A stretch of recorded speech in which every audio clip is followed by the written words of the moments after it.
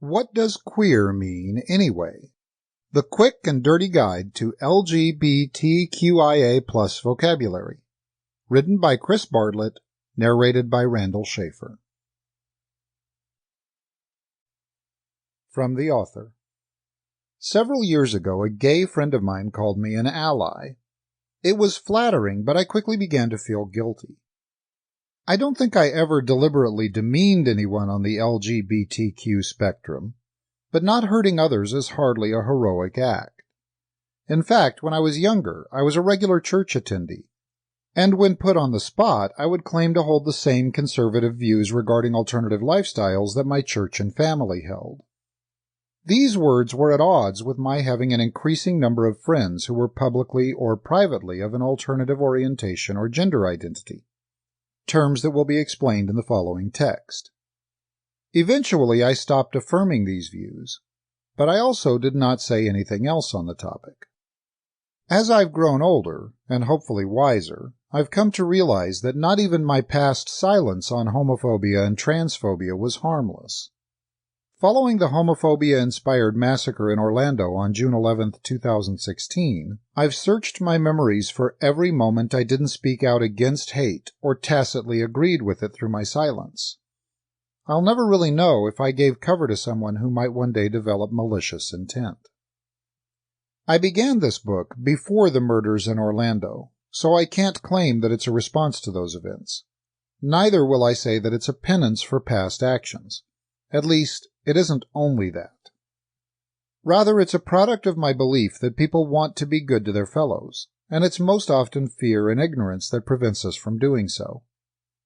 Most people have no desire to be hurtful or discriminatory toward those of alternative identities, but often feel at a loss for how to understand and approach them on equitable terms.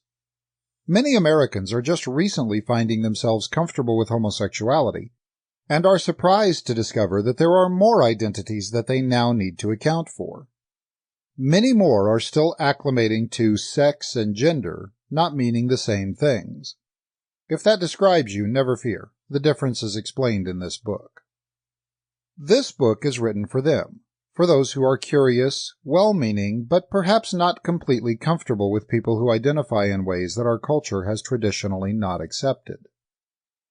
This book is non-confrontational and non-judgmental.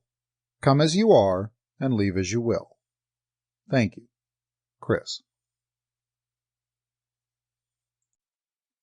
Introduction. A special note on the audio version of this text. In the ebook and printed version of What Does Queer Mean Anyway?, the preferred and fully inclusive acronym was LGBTQIA+. In the audio version, the acronym will be shortened to LGBTQ. We hope our listeners understand that this change was purely cosmetic in nature, and not meant to be a slight on those who fall under the intersex, asexual, or plus identities. Thank you.